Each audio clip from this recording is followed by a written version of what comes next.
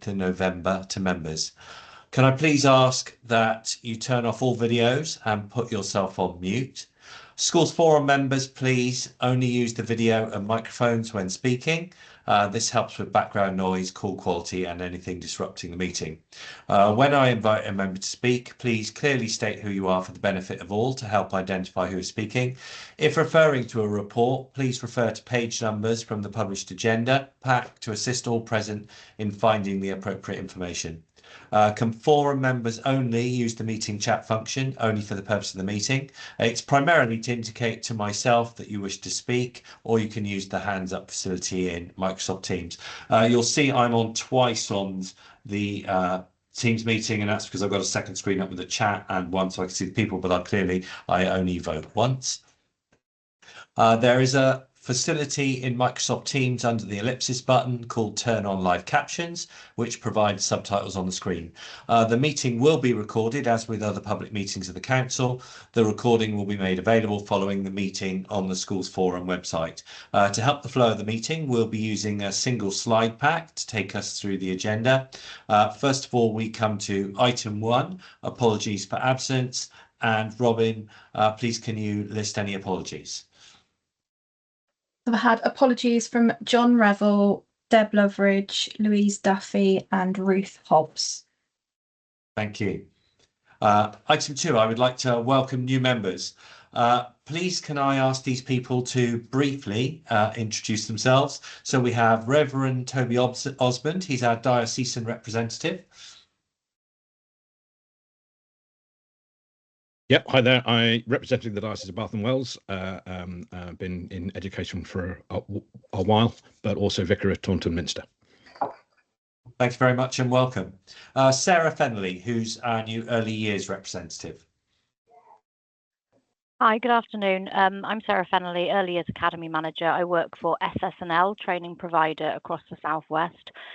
For them, I oversee the 3 nurseries that we have in Somerset called Little Discoveries Childcare, one in Yeovil at Westfield, in front of yourself, Simon, Frome and on Frome College site, and Nunney on Nunney First School site. I'm also the early years lead for the Yeovil communities. That's great, thank you. And then we've got schools representatives, so we'll start with Mark Lawrence. Hello, my name is Mark Lawrence. I'm the head teacher at Buxton Academy in Yeovil, which is part of the Midsummer Northern Schools Partnership. Thank you and welcome, Mark. And Rebecca Bennett.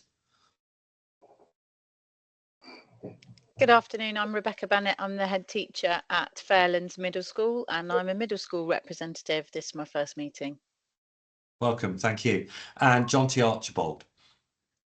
Hello, good afternoon, everyone. My name is John T. Archibald. I'm the head teacher at King Arthur School, been here since September 24, 30 years experience in education, and have been a School Forum member in Southampton. Thanks. Thanks very much and welcome. So we come to item 3, declarations of interest. I would invite any members to declare any interest.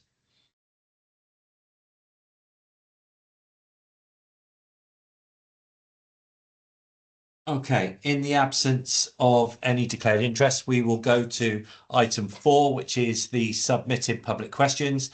No public questions have been received by the deadline of 5 o'clock on the 10th of January 2025. That will bring us to item 5, minutes of the previous meeting held on the 27th of November.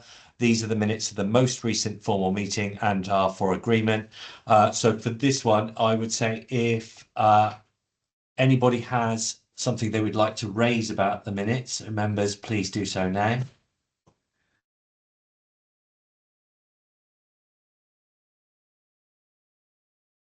Okay, Susan Fielden, please. Just to note that I raised a correction with Robin, and she said she's actioned it. Yeah, Robin, can we confirm that? Yeah, I can confirm that in the approved minutes that correction will take place. Right.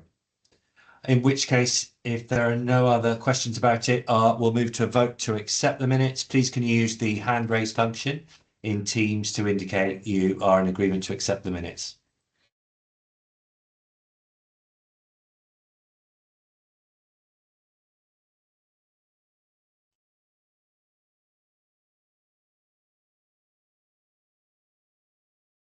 Okay, Robin, have you captured that?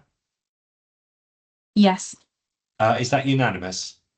Not quite.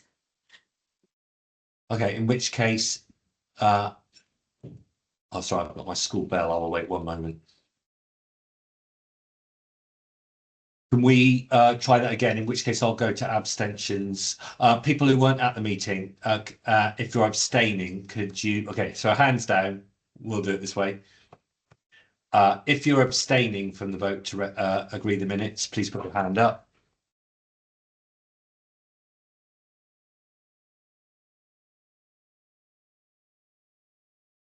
Thank you very much.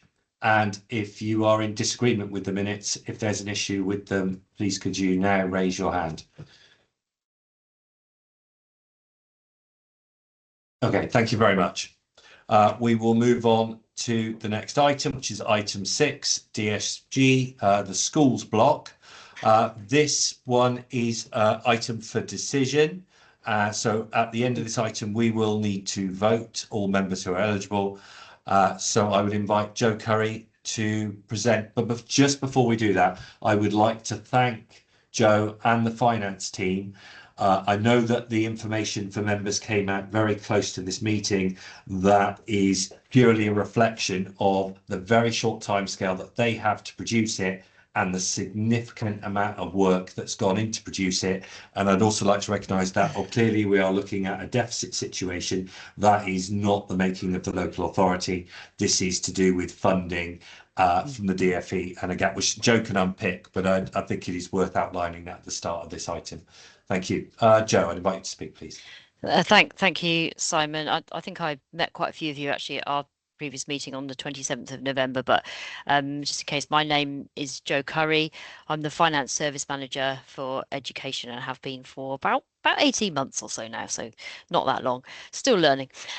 So just to clarify with what Simon just said about decision making, for the formula itself, it is a local authority proposal and decision, but we have to consult Schools Forum on the decision, and obviously it makes sense for us. It helps us if everybody's in agreement at our proposed solution.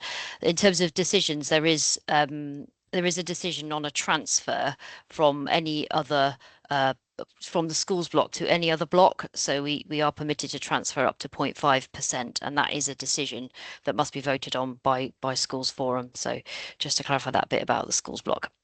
Okay, so we move on to the allocations. Stuck on the first slide. Presume that's Robin. I think I might have an issue with my Teams. Is that not showing? I can see Schools Forum meeting 15th of January 2025, and I'm guessing everybody else can as well. Would you like me to try and share? Bear with me a moment. Okay, yeah, that's all right, Robin. That's fine. Robin, I can see the correct version. I can only see this. I can't see anything at all now. It's all gone. I've stopped sharing, and I will try sharing again and see if that makes a difference.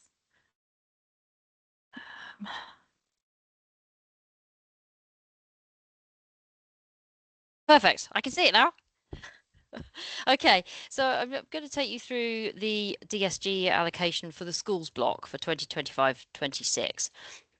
And as you can see, on the surface, it looks quite good. So we've received an allocation of 418.392 million for 25-26, and that's an increase of just under 27.3 million, so nearly 7%. However, as is often with these things, the devil is in the detail.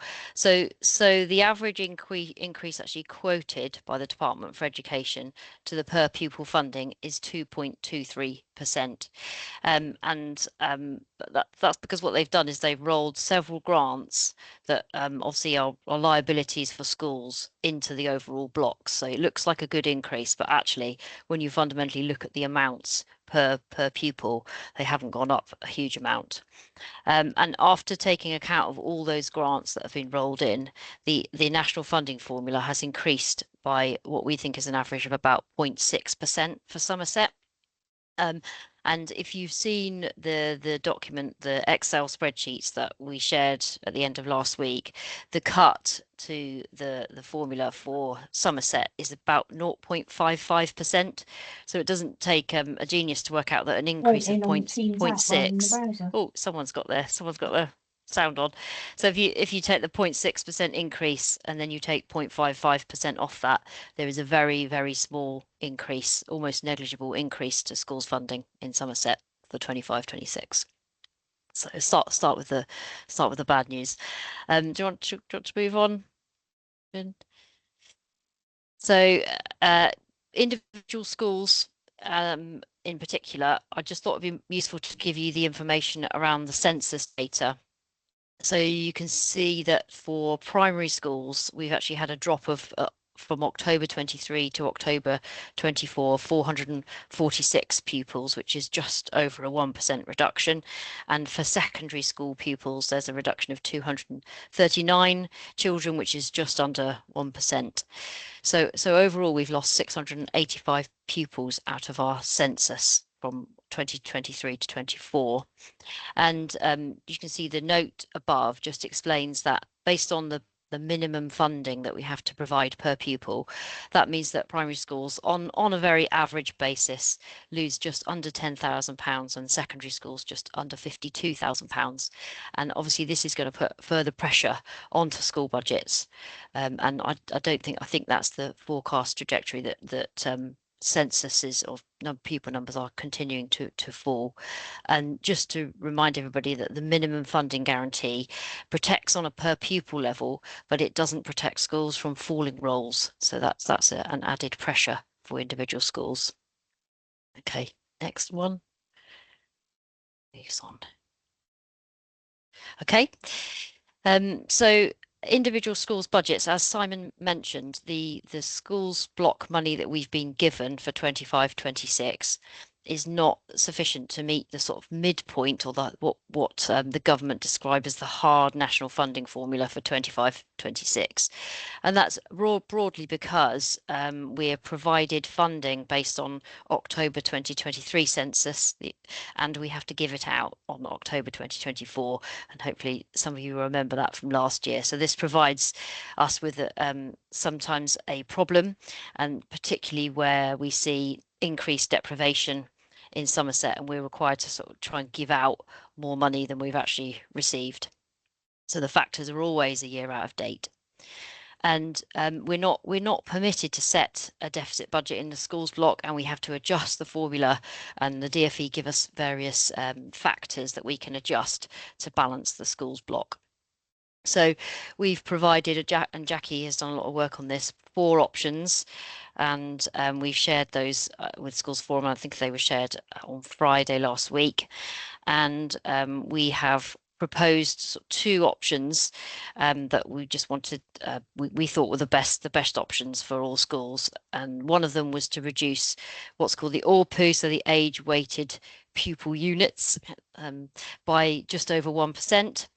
And we've just provided another option just to show you what might have to happen if we reduce the ARPU by a sort of equivalent amount than we did in 24-25. So in 24-25, some of you may remember that we reduced it by 0.77%, and if we do that, we have to do something else. So we've scaled the gains back as well by 15.8%, and we've just provided the data for that just for a comparison.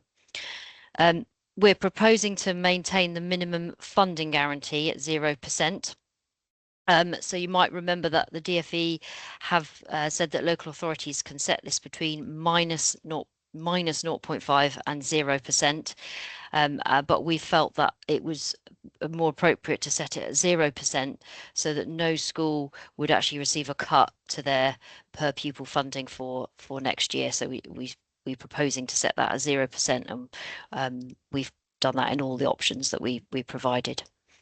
And just to finally note that all the options don't have any impact on schools who are already protected at those minimum per pupil levels. So these will only impact schools that have gains, basically. 1 year to the next. Okay. My screen's not catching up with yours, Robin. Never mind. Okay, so just I think this table was provided within the paper that we circulated, and it just shows you the size of the gap in the schools block for 25-26 and compared to 24-25. So you can see that the gap was nearly £2.6 million for 25-26 before we allocated the growth fund to those growing schools that we're required to do as part of our authority pro forma tool, part of our calculations. So that leaves us with a 2.3 million gap to close, which is £632,000 more than last year. I have got a slide on the growth fund, which I will share. It's just a bit later on, but we're not proposing this year to allocate a lump sum of the growth fund because that money has been cut quite significantly this year. So based on our forecasts, we don't think we've got anything spare at this stage to allocate to the schools block. So that is set at 0. So we have to find a way of closing that 2.3 million. Okay, next one. Okay, so these next slides just take you through each of the options. So I've got a slide on each of the 4 options that we shared, and it just gives you a bit more information on the impact on individual schools of each of the options. So option 1 was to go and reduce the age-weighted pupil units by 1.03%. Now this allocation actually accounts for about 75% of the per pupil funding. So it is the most straightforward way to cut the budget to make it balance, and it is a funding that applies to all schools. So cutting the ARPU it gives a more consistent sort of cut to on average across the whole of the schools, all 254 schools in the county. And you can see that in the table, the first column provides the hard national funding formula for primary and each of the Key Stage 3 and Key Stage 4. And then the DFE gives us a lower and an upper limit, and we can set the formula between these ranges. So we can set it's actually 2.5% lower, the £3,750, and if in some miracle we have more money, we can actually set it 2.5% higher. So we have a range at which we're allowed to set the funding at. So cutting the budgets by 1.03% gives you the column at the end. It shows you what the new ARPU would be, and it is a reduction on a per pupil basis of just under £40 for primary, and then 55.66 for Key Stage 3 and 62.76 for Key Stage 4. So that just gives you a bit more information. And I've just mentioned at the bottom there, we haven't previously recommended that we reduce any of the other factors. So there are a lot of other factors within the calculation, and those deprivation factors, if you start looking at those, it affects the schools in areas and who have more sort of deprivation, and also because it's only 25% of the budget, it gets quite complex when you have to start scaling all those individual factors back. And as I mentioned, the ARPU impacts schools in a more consistent way. So that's that slide. To move on, that's working out right. So the next option was what I think we called option 2, and I have to confess I think I put a sentence in my paper which wasn't quite right, so I'll just correct that in this slide. So this option is called scaling, and we actually have to scale back gains by 46% to balance the schools block. And this option actually impacts schools who've got bigger gains, basically, in terms of absolute value. So we have 205 schools that have got gains, and 187 of them are impacted by scaling, and the remainder aren't impacted because they then get protected, so they don't have any scaling applied to them. So I think in the table you can see that some schools have some gains, but there's no scaling impact for them, and that's because they're already on the minimum per pupil levels that we're permitted to set. So just in terms of the example, I've just given an example. We do actually have one secondary that has a 3.5% gain, and you can see that in terms of the amounts, it cuts quite a lot back of that, and think that that particular school, I can't remember, the scaling had a quite a significant, certainly over £100,000 drop. If we scale back those gains, whereas schools with smaller gains suffer the same consistent size of drop, but the absolute value drop is smaller, if that makes sense. And we haven't recommended this because it's not very consistent, and it cuts back again. It hits those schools with higher deprivation. So that's why we haven't recommended that option in isolation. Okay, and then I've got option 3.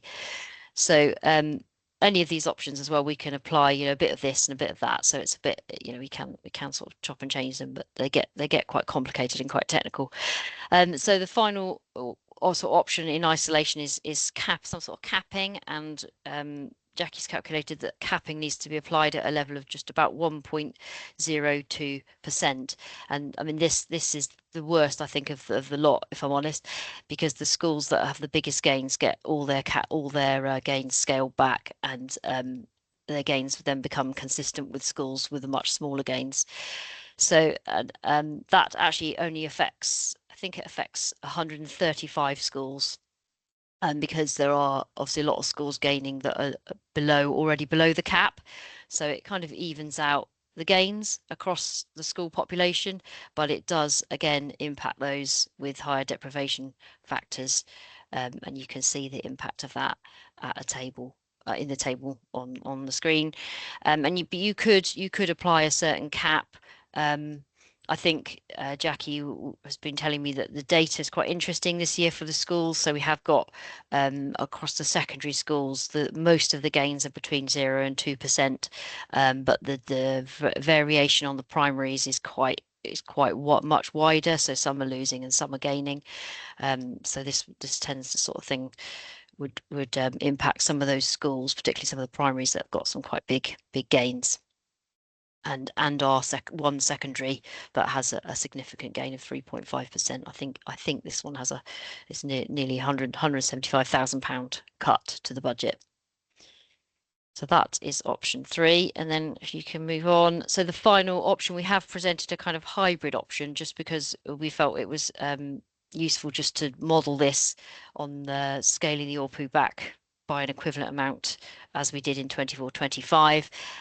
Sorry, cutting the ARPU by 0.77%, and then balancing the remainder of the schools block by scaling back the gains, which we needed to do about just under 16%. And it is quite similar, and you probably see if you looked at the data, it's becomes a sort of few £100 here and there cuts or increases. But it does do one thing, which it sort of evens out the impact between the primaries and the secondaries. So the primaries have a 0.4% loss compared to 0.38 using the ARPU. It's quite small, and the secondaries have a 0.74% loss, which is a slight improvement from 0.77% using just the ARPU. But it really is very marginal, very marginal. So we as a local authority recommend that we primarily cut and balance the schools block using the ARPU, because this has a very consistent impact on school budgets, and the capping and scaling options in isolation don't do that. They adversely impact some schools more than others. So that's our conclusion. To move on. As I did last year, just wanted to provide you with some information where I can find it on sort of similar local authorities. So some of you may be aware there is a group of local authorities called the F40 group, which are historically low funded authorities for dedicated schools grant funding, and they do a lot of lobbying of government to show they do a lot of data and write letters to government to lobby for increases, and Somerset is one of those local authorities. So you can see that where I've been able to find the data, these 3 authorities are in that group as well, and their proposals are pretty similar to ours. It doesn't look anyone's gone for scaling, but they've all gone for a reduction in ARPU, and you see that Warwickshire there's got quite a significant 1.55, so that's actually worse in terms of percentages than Somerset, and Herefordshire as well has a 1.5% cut to ARPU and is capping chosen or recommended capping gains, and they're all interestingly setting the MFG at 0%, so they've all come to the same conclusion as I think we have in Somerset. And Dorset have also provided another option to reduce factors other than the ORPU, but we've kind of ruled that out in Somerset. So my conclusion was that seems to be the favoured method across other local authorities that are in a similar position to Somerset. Want to move on? I think there were a couple of other responses that came in just before the meeting, but just to summarise the feedback that we've had. So it's not quite perfect because some of these trusts have got more schools in and some of these are individual schools, but I think it primarily shows that most settings voted for the option 1, and there were a few votes for the option 4, but not a huge amount of support for 2 and 3, which is, I guess, kind of where we've come to the conclusion we've come to as well. So that's that. I just need to just cover this before we go to questions and things like that. Just to update you on this transfer between the schools block and the high needs block. So we're not proposing a transfer this year to the high needs block for 25-26, and we did raise this last year as well. I think that there is more interest internally to perhaps look at that in a bit more detail, because we have a growing deficit on the high needs block, and we are now forecasting over 100 million deficit. It might not end up being that, but 100 million is what is the data is telling us by 31st of March 2026. We are working now on a revised deficit management plan, but it's very likely that a 0.5% transfer will come back onto the table later this year. One of the things I think I'd like to ensure, and I'm sure everybody else, all the officers as well, feel the same, is that we'd like to open the conversation about that earlier than the meeting. So at this stage, I think, given we don't know what the government are going to do over the next 6 months or so, we'll have further discussions about that in the autumn of 2025. But that is the one item where we would require a decision from the schools forum if we propose that. It's not a local authority decision in isolation. So I think there's just one more slide on the growth fund. So this just shows you the expected funding for the growth fund for 2025-26, and based on the work that my team has done, we haven't proposed an allocation to the schools block this year. You can see we've had a cut of nearly 600,000, more than 600,000 on the growth fund from 24-25 to next year. So we're not proposing taking a lump sum from the growth fund to allocate to the schools block for 25-26, and really we think that fund is under pressure, and probably will remain so, because it probably be cut further based on pupil numbers and census data. So that's the end of the slides specifically on the schools block. There is one slide about PFSAs. I don't know if you just want to move on to that one, Robin. I might as well cover that as well. This is a decision that is required as well by schools forum. So hopefully, I think you're aware that the central schools block is continued to be cut. There's a part of the central schools block called historic commitments, and the government announced their intention to cut that by 20% every year. I don't know the exact date that started, but that's been going for a few years. And so the funding is now under pressure in the central schools block, and we only have 1.623 million that we can allocate from the schools block to PFSAs. We are required to get approval from a schools forum to make a transfer from the schools block to any other block. So we would require, if we wanted to maintain the PFSA funding through this route, through the schools block, we would require a decision from schools forum to be able to do that. the figures there just show how the funding would need to be maintained. So I've put in a small increase to cover pay rises for 25-26, so that increases the funding by £36,000. There is another option. I think maybe if you want to ask questions about this, but I presented that as well just to show you how that might work if we took an amount per pupil from schools to pay for PFSAs. And that, I think, to cover the additional 196,000, we'd have to charge all the schools £2.91 per pupil, and that it was just a financial calculation, and it could be done on a different basis.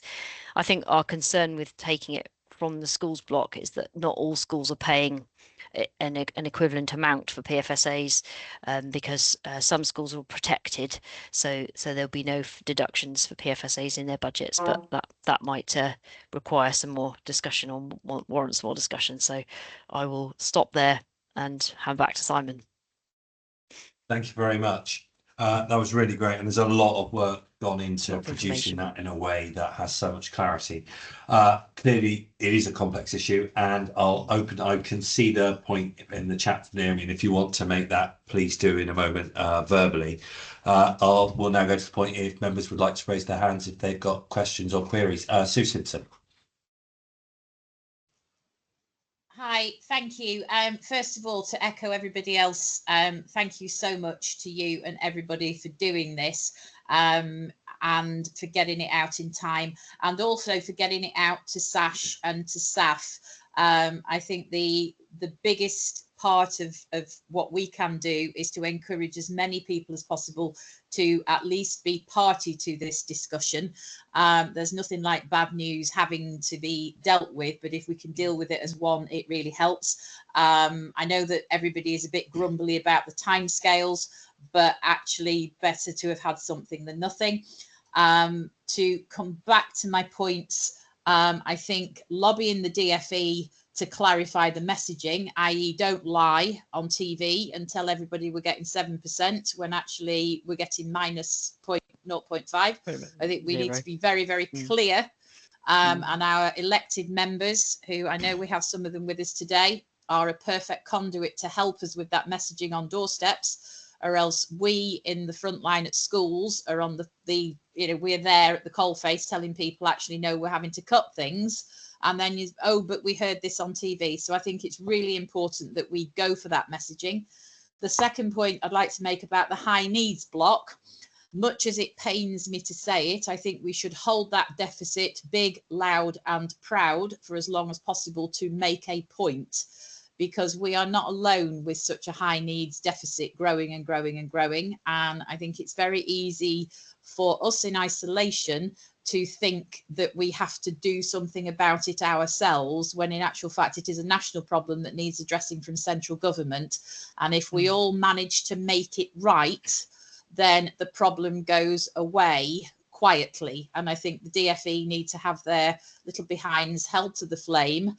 And if we've got £100 million deficit, then I dread to think what other deficits look like. And my third little bit of contribution, which may be helpful or not, depending, I think on the PFSA front, we need to have a proper conversation and take into account how academies might be feeling about contributing to paying for or whatever the PFSAs. There's been some little group work. I've had bits of informal feedback from some groups of I think it was primaries, where some organisations want to do one thing, others want to do another, and it's going to end up being a bit of a mess. So I think perhaps we need to look at that as an item in and of itself, and solicit views from all parties, including the diocese, from social services and everybody else where this has a direct impact, in order that we can come to a consensus. Might not be an ideal solution, but at least we will have a consensus. But thank you, and I'll be quiet now. Thanks, Simon. No, thank you, Sue. And Joe, I think it's worth clarifying for the PFSA. A decision does need to be made today if we are or are not going to take money out of the schools To block. top slice the school If block. Yes, we're that's not, we don't have to solve the solution today. That can come at a later point. But the that's decision does need to be made today as to whether that's it's a going to decision. come out that block or not. Amelia, is this a question or is that a response to Sue Simpson's point? It was response to Sue's point. Yeah, if you want to go, and then it'll be Susan Fielden after you. Yeah, so I would agree that national focus on the SEND deficit issue is paramount, but I think if we've all been following the news, including today from SIPFA and their audit view that the FE needs to address this within 12 months, the noise is now getting deafening at a national level, and we heard, the Prime Minister mention the crisis. So I think the message has been heard loud and clear. I think what we and obviously, as Joe has said, we're not proposing to look at the 0.5 this year, but even if the DFE are to change legislation or to bring in some kind of controls, the deficit will still be there. And what we will find out through the course of the year is what solutions are potentially coming or not coming to clear the historic deficit. And sometimes where local authorities have had historic deficits in some circumstances, the solution from central government has been to sell assets. So, it's not always the case that cash comes our way to clear historic deficits. We don't know what will come down the line. There may be some solution or there might not be, but that's why, as Joe's flagged, it needs to go on the table, because it may be that government, as they have sometimes done in the past, might be coming to us to say, you're going to need to clear your historic deficit in some way or another. I was also say, just in terms of PFSAs, that's not just an LA maintained funding mechanism. PFSAs funding goes to both academies and to LA maintained schools across the piece. So it's not just an LA maintained matter. Thank you. And before I go to Susan Fielden, I think it is worth recognising that clearly this is in the public domain, and for those PFSAs, this uncertainty around their funding has gone on for a very extended period, and absolutely my sympathy, and I suspect there's one goes out to them in terms of this not being a settled solution and their roles, constantly being in this position of trying to find a long-term funding mechanism. Susan. Thank you. I want to agree with much of Sue's points earlier. Could I speak in favour of option 4? I think there's a really simple narrative that goes along with option 4, which is around holding the AWPU at last year's level, if I've understood it correctly, and then needing to the further adjustment that's needed. It is essentially penalising those schools with an increased need. I think that's just there's a really simple and strong narrative around we can only afford to hold basic funding at the level that we had last year on a per pupil basis, and even then we need to reduce the support to schools with the highest levels of increased need. I think the simple narrative is important because I think there's an opportunity, given that we've got a new government and a new set of MPs, to write letters to MPs. If we ask MPs to ask the Secretary of State a question, then the correspondence gets all the way to the Secretary of State's office and doesn't just get a lower level answer. I think that it would be part of that simple narrative might also be that, notwithstanding the pressures on the high needs budget, whilst we cannot afford to fully fund the national funding formula, then taking further money from mainstream schools to support high needs is not appropriate, because we all know that greater and more effective inclusion is the only answer to solving the high needs problems. And the further point that I don't know whether it's directly relevant, but the only way to solve this particular issue, where if a local authority has an increasing level of need, then they haven't got enough money to fund the national funding formula, the only way that the government is ever going to solve that is to move to the direct NFF. The government has not taken the opportunity in the current schools bill to include the primary legislation that would mean that would going to happen. So it will happen again. This situation will happen again if our need increases, and and I think that could also form part of the correspondence with our MPs, and with a view to that also going on to the Secretary of State. Thank you for that, Susan. I don't know if you've got a response, Joe, or I'll move on to Amelia. I think we pick up Amelia first. So that sounds Amelia, sensible please. to me. Yeah. Yeah, so I think the big if, at which you flagged, Sue, is if deprivation continues to rise. So the reason that the county has had this conversation 3 years running, and it has become more acute each year, is because deprivation has escalated. So it's an increase in FSM, and it's an increase in EAL, which is primarily driving the gap from the hard formula. It seems hard to think they could move to a hard formula, because actually where you do have lagged funding, you will inevitably get these peaks and troughs in areas. It is entirely, as they say with investments, things can go up as well as down. Were we to have a drop in those indicators that are driving the differential, we would suddenly find ourselves in the opposite situation. And there will be local authorities who are above as well as those who are below. So it's not inevitable that we will always be in this place. Were we to suddenly find ourselves overfunded, which is just as possible, then we would want to have the conversation. But as we said, there is a reason that we haven't put a 0.5% transfer on the table this year. Thank you, Amelia. Jackie Cotty. Just to pick up on that, we are actually seeing a slight change coming through. The primary free school meals actually dropped this time, but it was the only things it did. So the other factors in primaries are still going the wrong way, and secondaries are still going the wrong way. So we are seeing a little bit of a change, but it'll take some time to come through. Thank you for that clarification. Richard Selwyn. Yeah, hi everyone. It was just to say on the PFSA question, I'd really welcome a small working group to work through not only what we're doing with in terms of supporting PFSAs, but also other pastoral staff as well. We're really trying to build up those relationships at the moment, put in place, I think, things which improve the quality, so training, case supervision, but also a new case management system as well.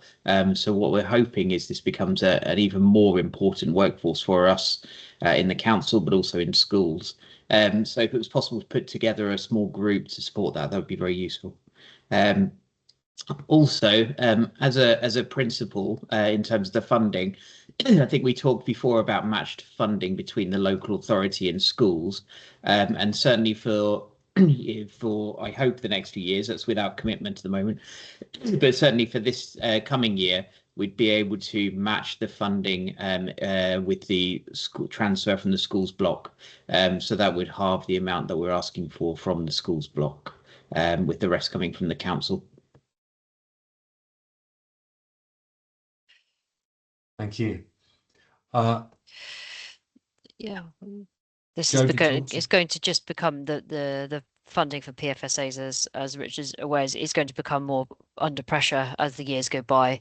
Whether we can find that 196,000 by a combination of different ways of charging schools, or potentially finding some more funding internally, that I think needs to be talked about after this meeting. But it is going to become a bigger problem as time goes by, because that historic funding will continue to be cut by 20% each year.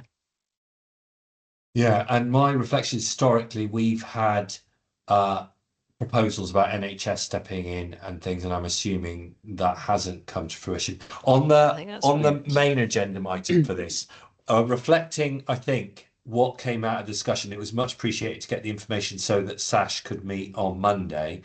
The majority of discussion was between Model 1 and 4.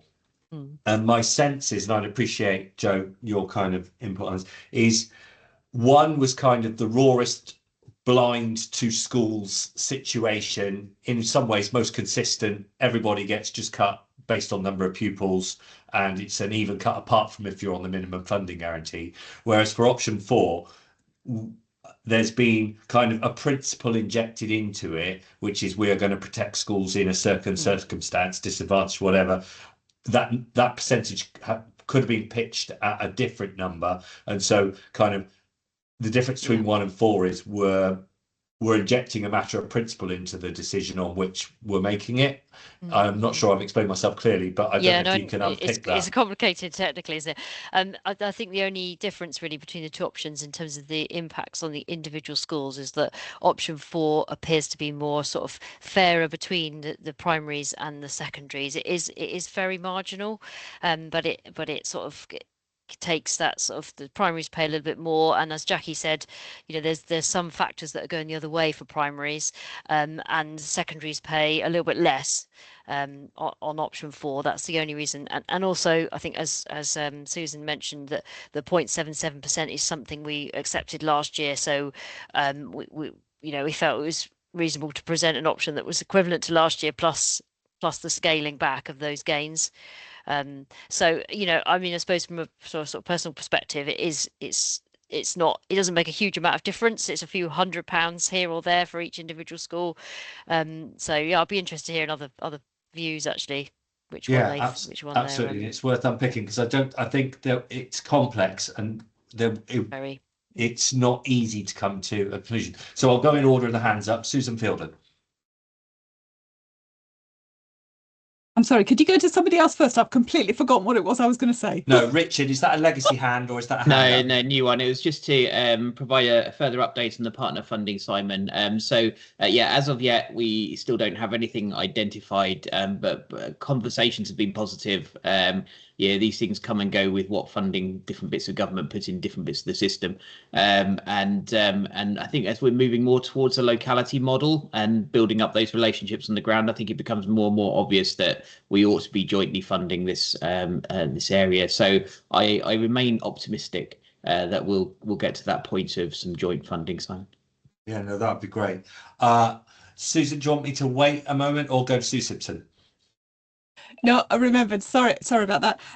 I was just going back to the PSFA's conversation, and it was a rather tongue-in-cheek suggestion that if we're looking for a transfer from a block into the central schools budget, we could also transfer from high needs, and 196,000 will make a very small difference to the overall position on high needs, and arguably support for early intervention and preventative work is as much a support for the high needs block as anything else.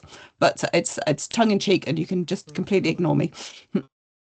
No, it's an interesting suggestion. Sue Simpson. I agree, other Sue. That is an interesting suggestion. Quite like that one. I've done a bit of a straw poll on what the LA maintained schools think about the options on the table. So Robin provided a spreadsheet this morning of the answers or the preferences, and since then I've been able to add a few more.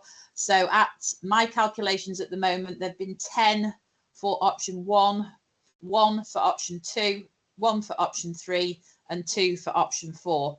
So the LA maintained school primary and first schools, the little ones, I will be voting on their behalf, which will be for option 1, just to put that out there.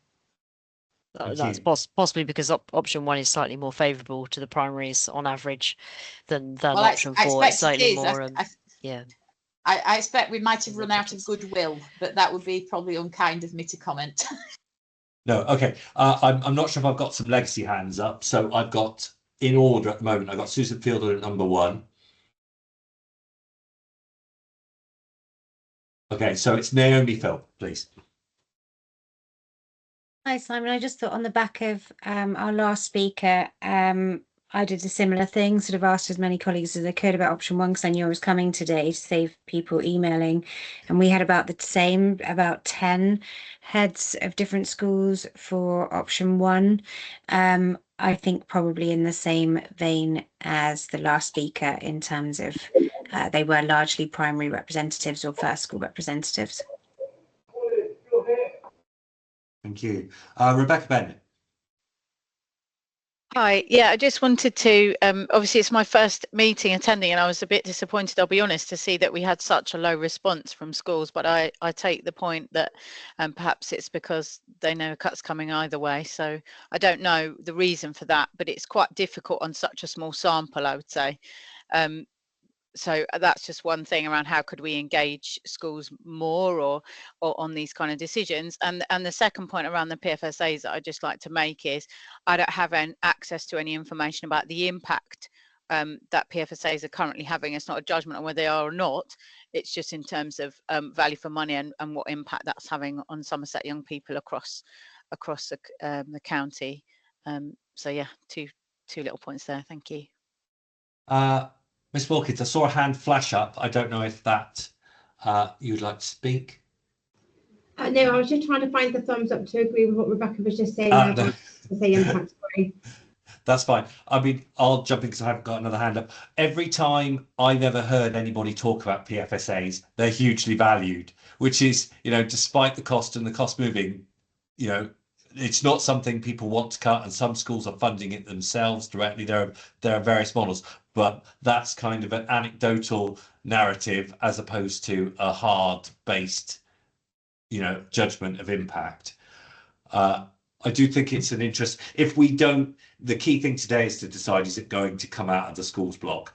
And if it's not, then it will be a case of finding a solution fairly rapidly and working out if we want to fund it or not. So I guess that's the kind of clarity we'll need to come to in a moment.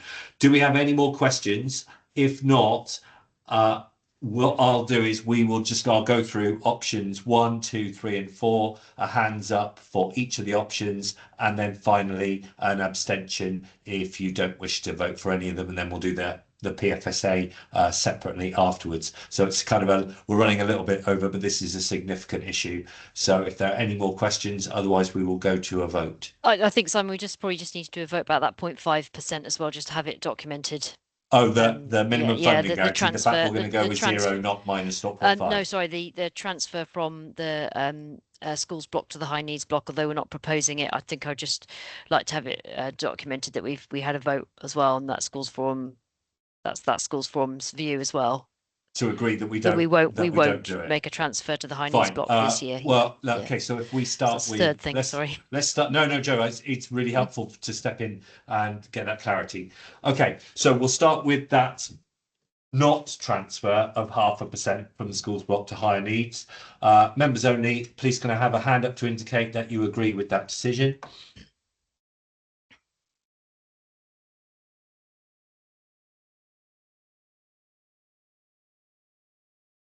Okay, Robin, have you been able to capture that?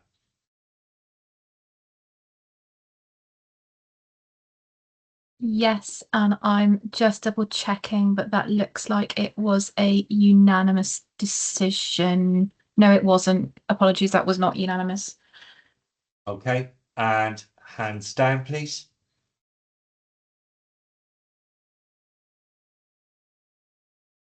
And could I have people, please, who disagree with the decision? Hands up, please. Against the decision.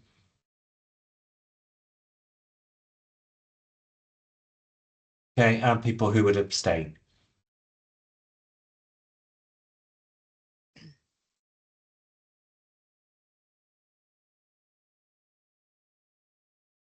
Robin, does that leave us where the vote is one out, but it is carried by majority?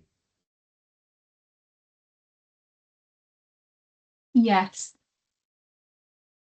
Okay, it might be a disconnection in somebody's connection. We'll need to move on. Okay, so we're going to go to the decision about which of these models we are recommending to the local authority.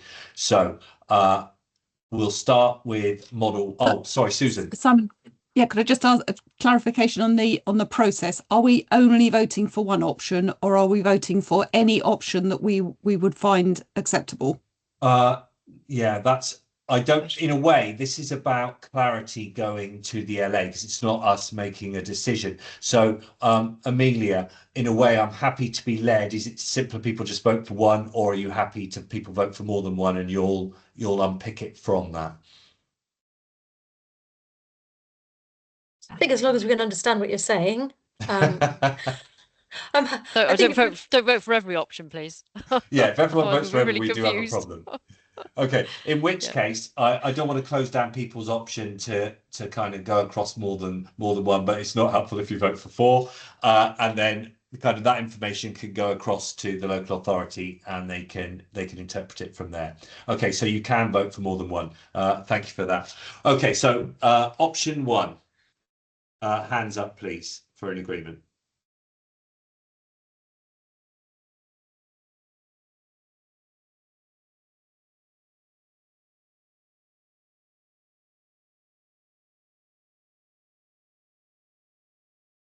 Okay, Robin, and have you captured that?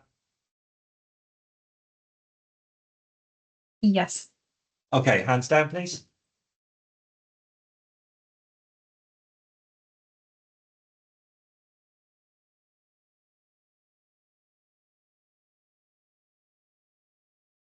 Thank you very much. Option 2, raise your hand if this is one of your preferred models.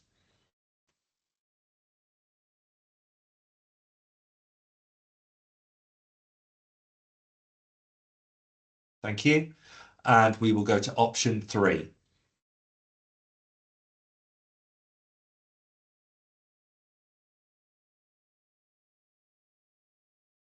Thank you. And option 4.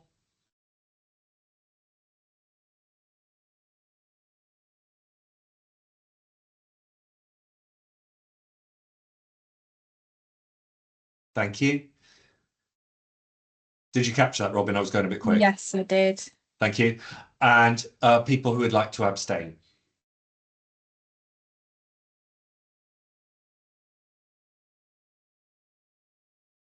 Thank you very much.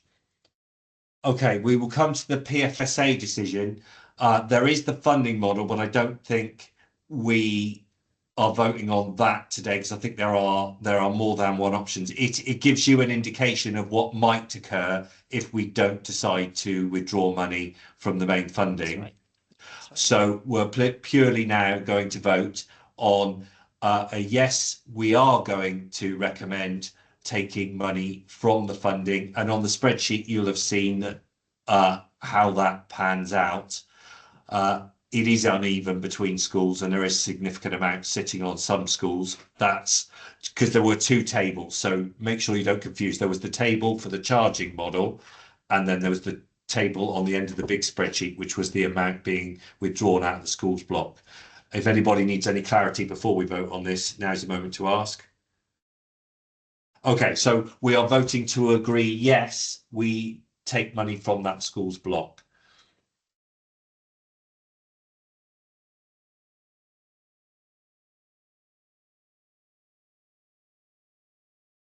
Okay, and we are voting, we'll do abstentions after, but voting no, not to take money from that schools block.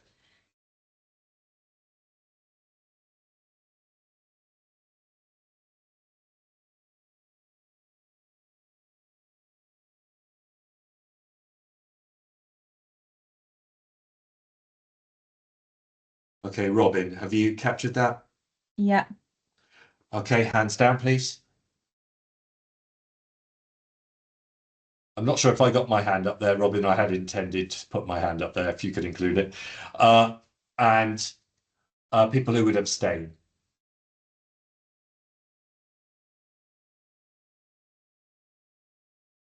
Okay. Does that add up? That does.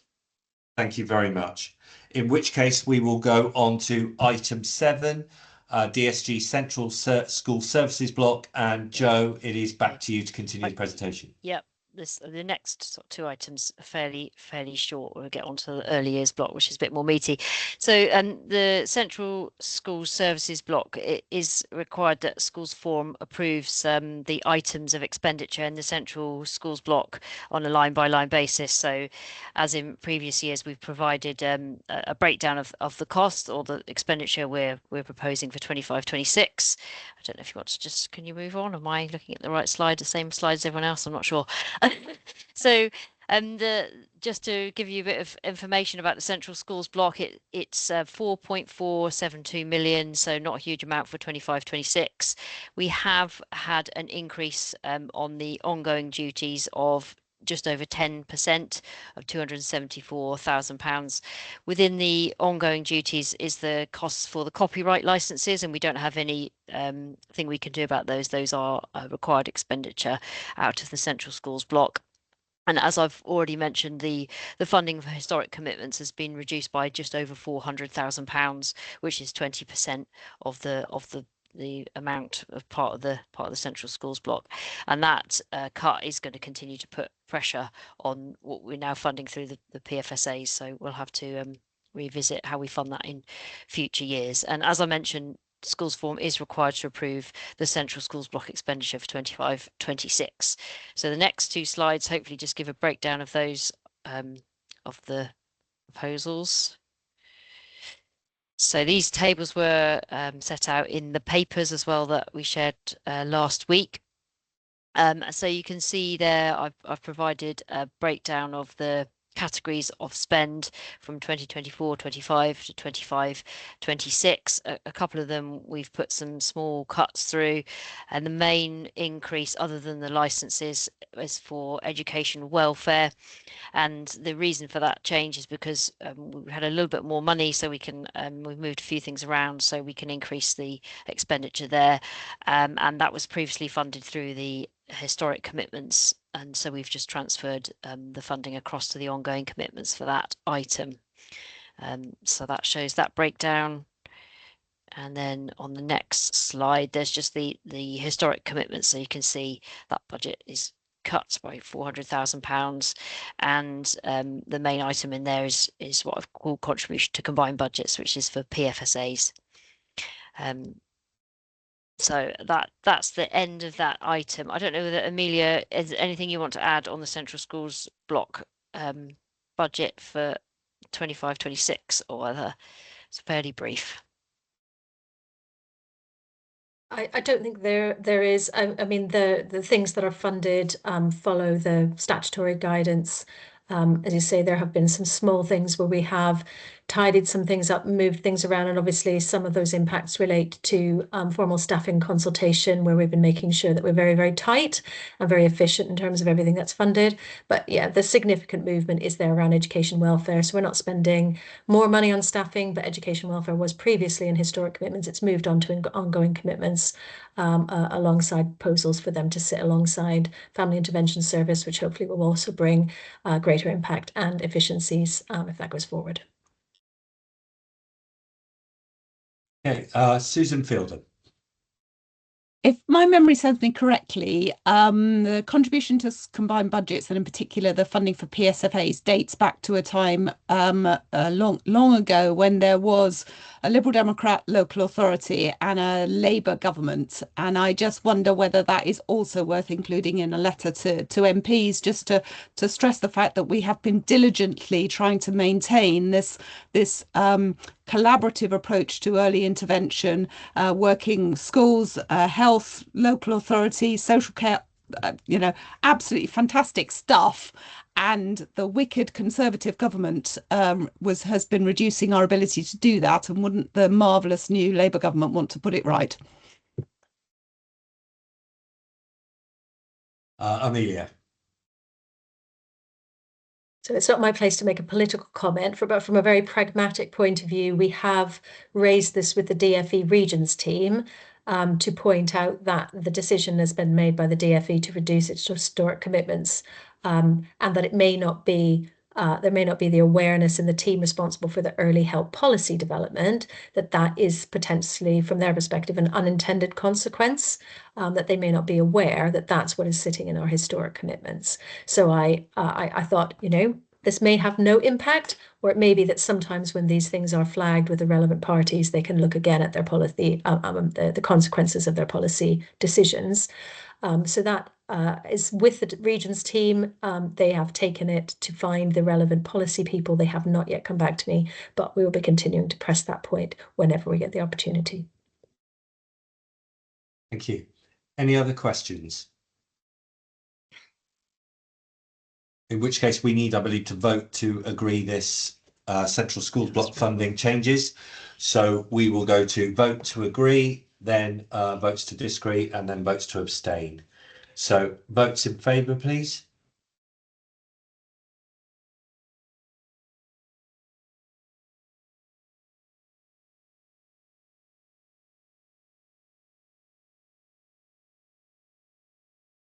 And Robin, have you captured that vote? Yes, that's a unanimous vote. Thank you very much. And if you could lower your hands, please.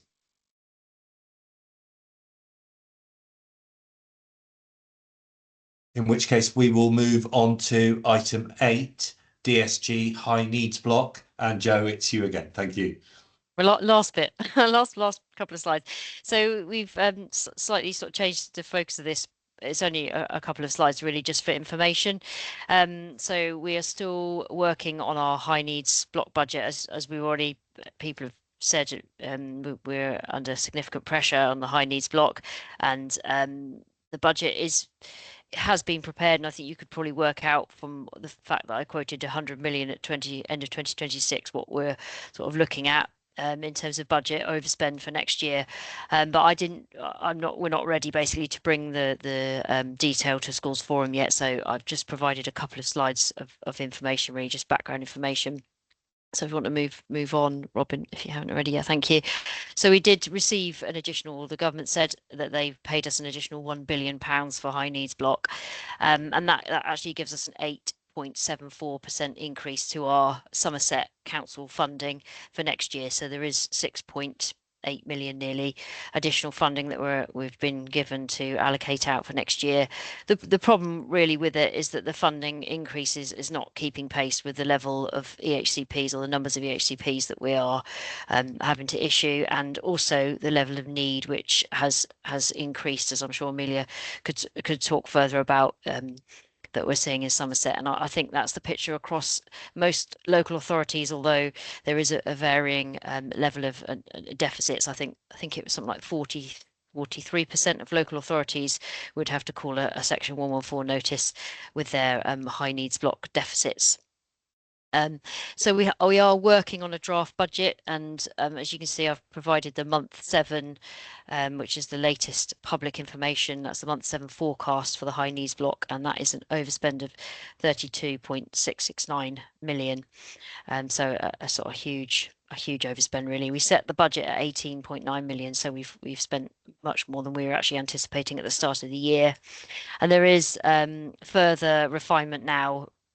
We're being worked on the high needs block budget, and we're also working through another draft of our deficit management plan at the moment. So that work is taking place, but we're not ready to bring the detail yet to Schools Forum. So that's that slide. Just to give you some of the data around EHCPs, I think what we're seeing now is that the number of new EHCPs in Somerset has been fairly static now, and we are forecasting 1,050 new EHCPs to be issued in 24-25. We are also obviously closing plans, and there was in 23-24 a bit of a push to close an additional or quite a high number of plans. A lot of those didn't have a cost associated with them, so they didn't necessarily save us money, but that did bring down as a sort of one-off in that year the number of EHCPs that we had outstanding. So we are now looking at, we've got 5,672 EHCPs as of 31st of December 2024. And I think everybody's aware of this, but we have a real lack of sufficiency. A couple of new schools we've got in Somerset, one Hillview, and we've got another school I think opening in 2027. But in terms of special school places in Somerset, and the other issue that we need to address is the destination of children. So sending a child into an independent, non-maintained school placement costs us nearly £70,000 now for new placements, but keeping children within a special or a mainstream schools is significantly cheaper. So those are the sorts of things that we are working on at pace, I would say, within the local authority at the moment.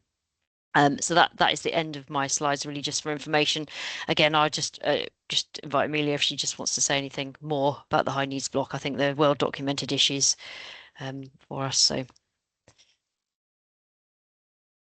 Well, I think you've given the summary of the depressing news. Sorry, but you know, I think what we're encouraged by is the demonstrable, I would say even enthusiasm from our school-based colleagues and trust-based colleagues to coming together to find solutions in this space. as colleagues have already indicated, it is our collaborative approach and finding solutions for Somerset that are going to make the difference to this trajectory. As I said previously as well, we do need legislative change, and we need the system to enable us locally to be able to find solutions for children, families and schools within a system that enables us to make good decisions and stand by them. But I think we have all seen the indications, and then, as I said, the noise continues apace. Every national organisation I can think of that has any kind of relevance is now weighing in on this question. So I think this is a question not of if any longer, but when. And I think the timescales on that when are shortening every day. So there are certain things we can do locally, and we will be pressing on all of those. And what we can't do locally, we will continue to lobby through the ADCS, through the CCN and the LGA, and the F40 group, all of which we are members of, and on senior committees and boards. And we will continue to work locally with colleagues to be as innovative as I know Somerset can be. Thank you, Amelia. Sue Simpson. Hi, I think also we could maybe invite our elected representatives, both on the council and also our MPs, to lobby publicly, loudly and nationally, because this is a situation that is not good for the children. It's really hard for the system. It's really hard for everybody in the system. But at the end of the day, we as an organisation, as a county, whatever, are not doing right by little children. And that is the thing I think we sometimes lose sight of. I know the team around this table do not, but there are those out there that do. And I think lobby, lobby, lobby. And if you can write to your MP, elected representatives, please say it loud, say it often, just to get that real true message out there. Thank you. Susan Fielden. I wonder if I could ask whether it's possible to share some detail. We in the October meeting, we had an action point around sharing the outcome of the top up and banding consultation that we picked up in the November meeting and was due to be scheduled for discussion at this meeting. I wonder whether this is something that, because I'm a trustee, I'm out of the loop, and it's information that is available for heads and colleagues in school more directly. So it's possible that it's just me, and everybody else knows what the situation is. Amelia. Very relevant question, Sue. Sorry, is it Sue or Susan? We were different, Sue. You're Susan. I'm definitely Susan. Susan, apologies. We we did commit to bring it back. I apologize. I think that it completely slipped our minds. What we're focused on is the timeline to get a decision and to have a clear proposal to take through, because this would take executive decision making. I think perhaps some of you will have experienced this, and a shout out, how effective our finance team is, and we rely very heavily on Jo and her team. When we sat down to build the business case for decision making, it became clear it was a very, very big task to incorporate all of the movements that are in the high needs block to be able to demonstrate the need for funding change. So we have, I'm pleased to say, the council is contributing investment in additional capacity from a very expert organization called People2, who work in this area. So they are helping us build that business case so that we can take it through to decision. So I apologize that this is taking longer than we had anticipated, but already that has raised some really interesting questions for us. And by going further in the analysis, we've identified potentially even better options that we are modelling, and that we will come back to the system with when we have a clear view as to what that would look like. So we are very much in this space, but it's complex, folks. As I think we are all have had sight of a bit of it. It's really, really big, and so I'm pleased to say we're now getting support with that, and we will be getting a decision as soon as we're able to get that business case to a place where it can go through to elected members. Thank you, Amelia. Do we have any other questions on this item? No, in which case we will go to item 9, DSG early years block, and it's Phil Curd to present, please. Thank you, Simon. Good afternoon, everyone. So I have 2 items to present to forum this afternoon. The first one is relating to the early years block hourly rates. This is an item for consultation. So at the end of the item, Simon, what I would ask is that we have an advisory vote that we can refer to in the key decision process we will take as a local authority, please. Yeah, absolutely. Thank you.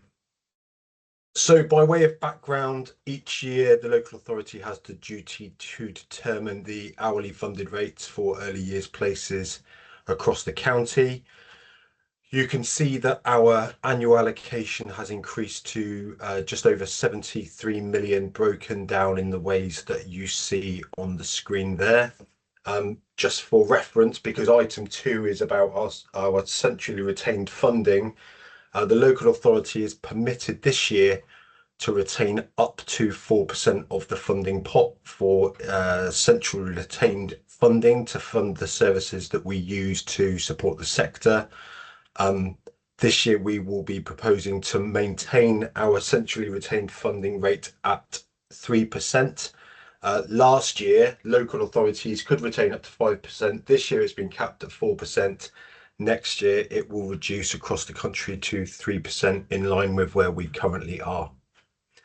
Just to say, had Somerset proposed to take the additional 1%, as in retain 4% of the funding, that would have reduced the amount passed to providers through the hourly rate by just over £730,000. So for the headlines, and you'll see this on the following 2 slides in slightly different ways, but the headlines are: the 3 and 4 year old hourly rate is up by 24 pence or 4.6% to £5.47. The 2 year old rate is up by 23 pence or 3.2% to £7.39.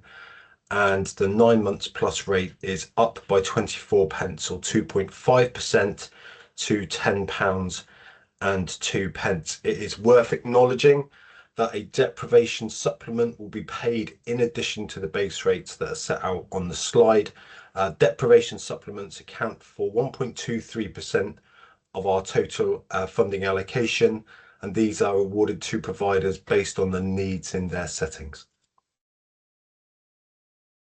And that's the same rates again, with just the comparative rates from last year for reference. And you'll also see that the hourly rate includes a top-up element known as the SENIF, the Special Educational Needs Inclusion Fund, and there will be more detail on that in a following slide.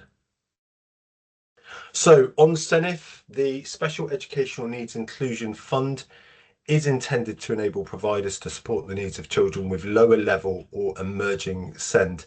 SENIF arrangements in Somerset are 2-pronged. So the first part is that our early years hourly rates that you've seen on previous slides include a universal SENIF payment for all providers to meet the needs of children with lower level or emerging SEND. And then the second part, so a significant proportion of our centrally retained funding, currently proposed to be just around about £500,000 in this coming financial year, is used to provide SEND specific targeted advice, support and guidance to settings. Children with more complex needs and those with an education, health and care plan continue to be eligible to receive funding via the high needs block of the DSG.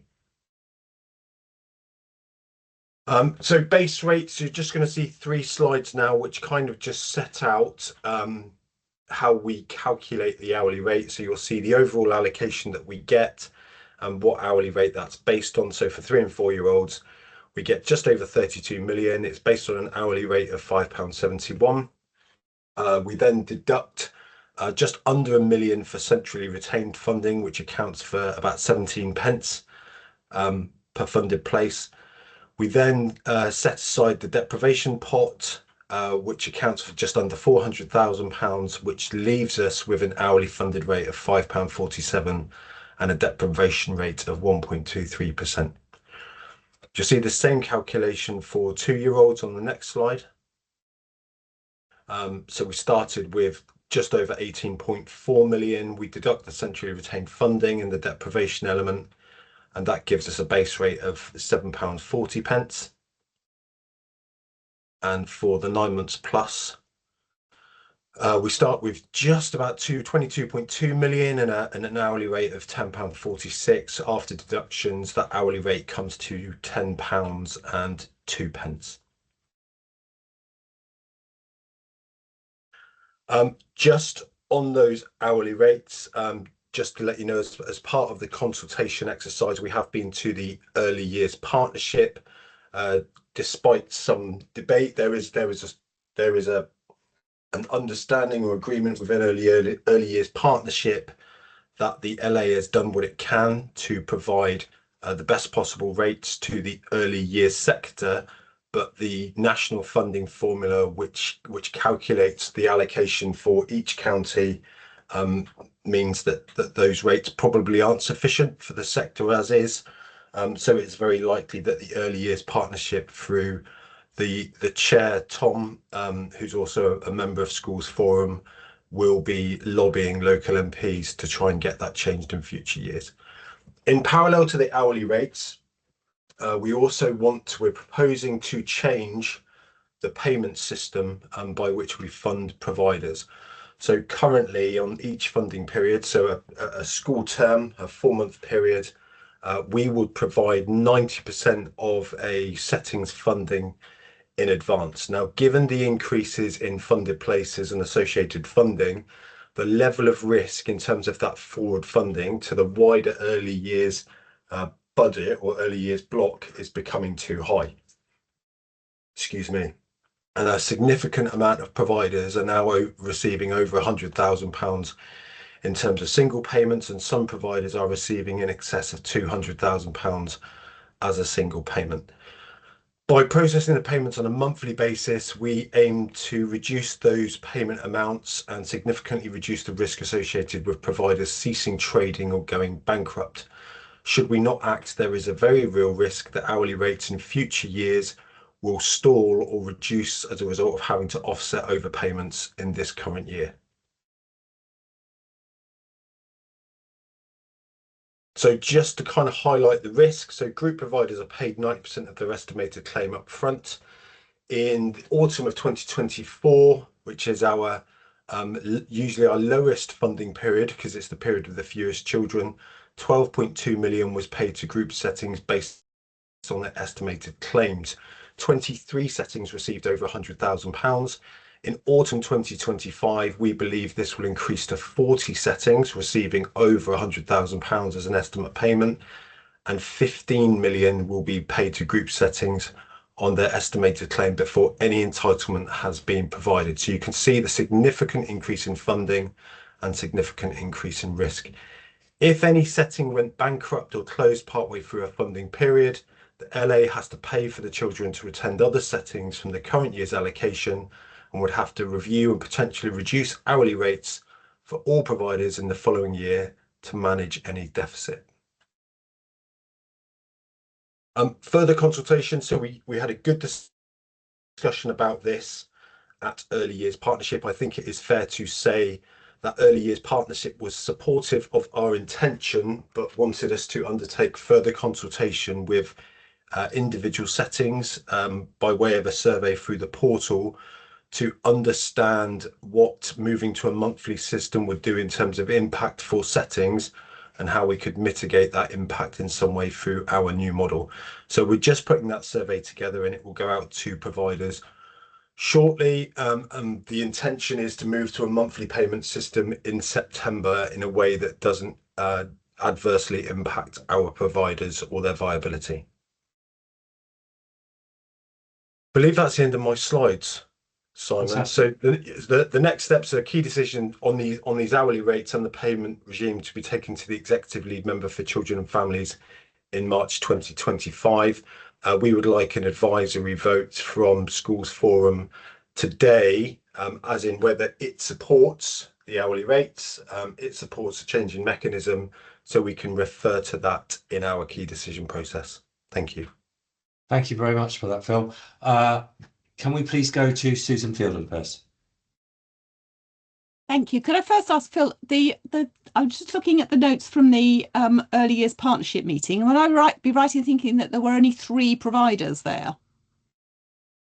That's a good question, Susan. I know there were There's only definitely more. There's only 3 ticks in the provider. No, there were definitely more. So Tom, the chair, is a provider. Sarah, who is also the second member of Schools Forum who's here today, is a provider. Helen Hazel is a provider. Rachel Parish is a provider. I think there were more. But also in terms of the hourly rates, the officers who are part of that group, who are entitled to vote in early years partnership, abstained just to let the providers vote on the hourly rates. I believe some were in favour of the proposals and some abstained, so we could talk in more detail about the centrally retained rate, which is the next item this afternoon.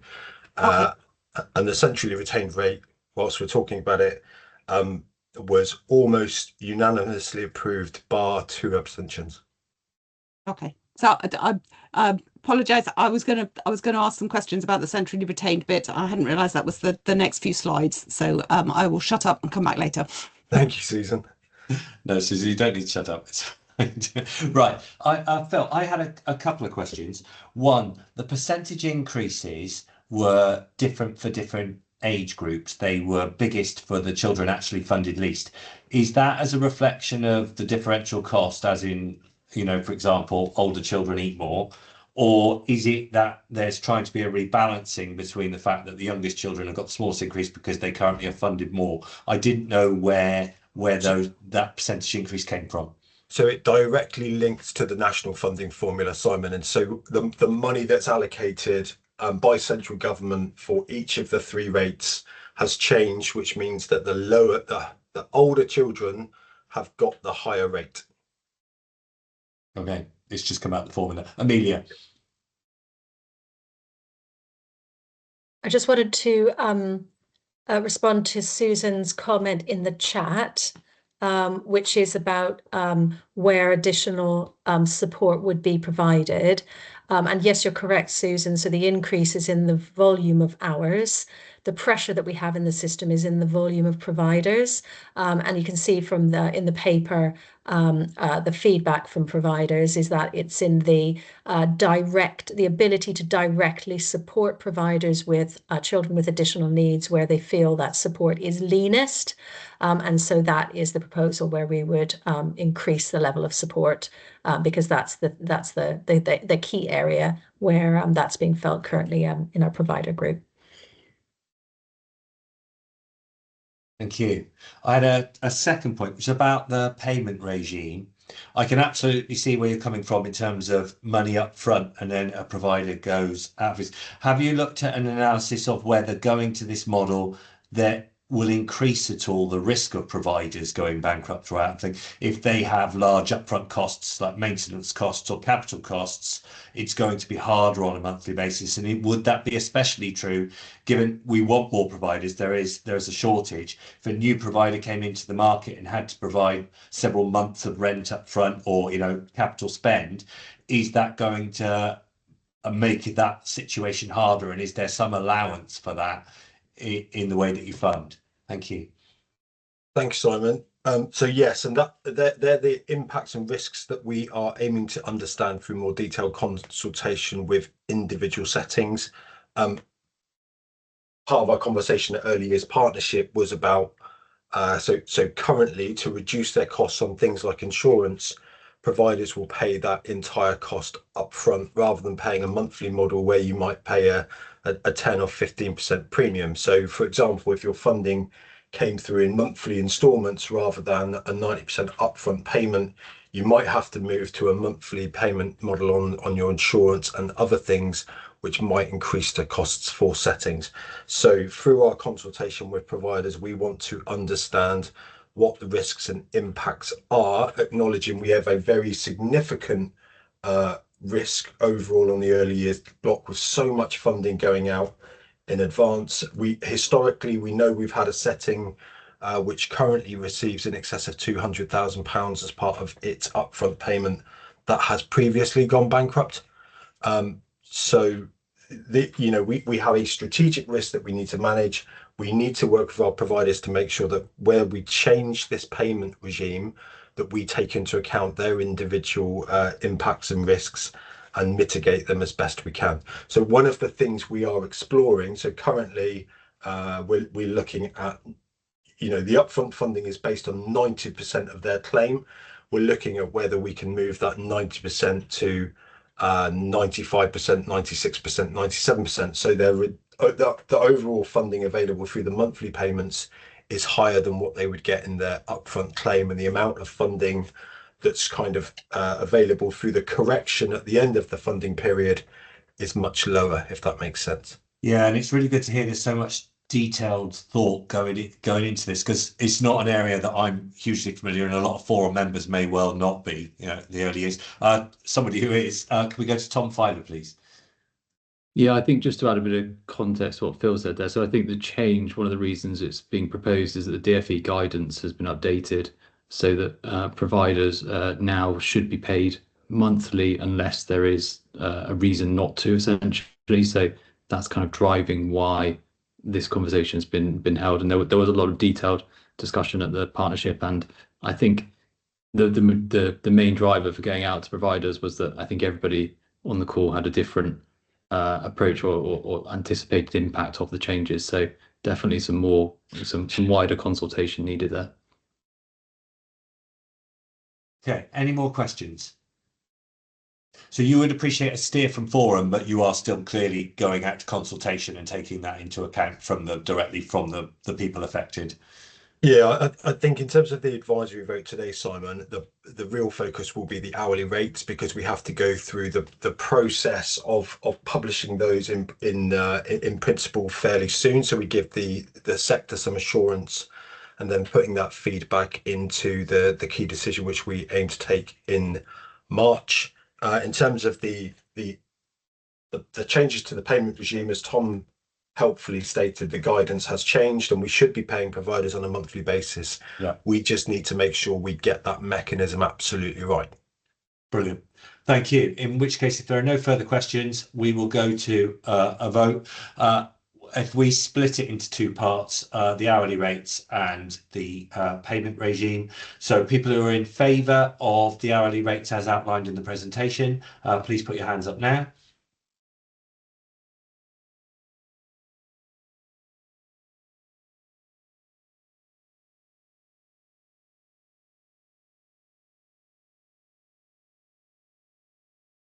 Robin, have you got that vote? Yes. Brilliant. And hands down, please.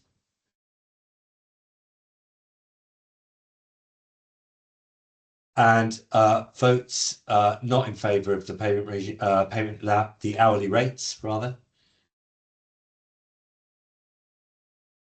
And people who would abstain.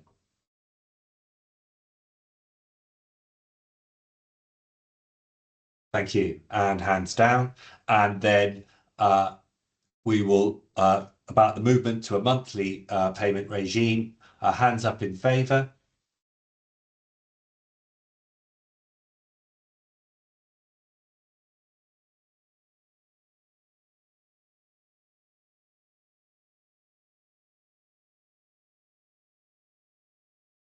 And Robin, have we got that vote? Yes. Thank you. And lower your hands.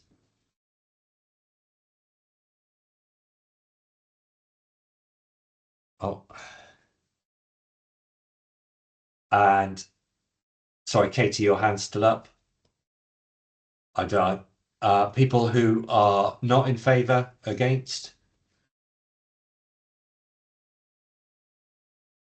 And people who abstain.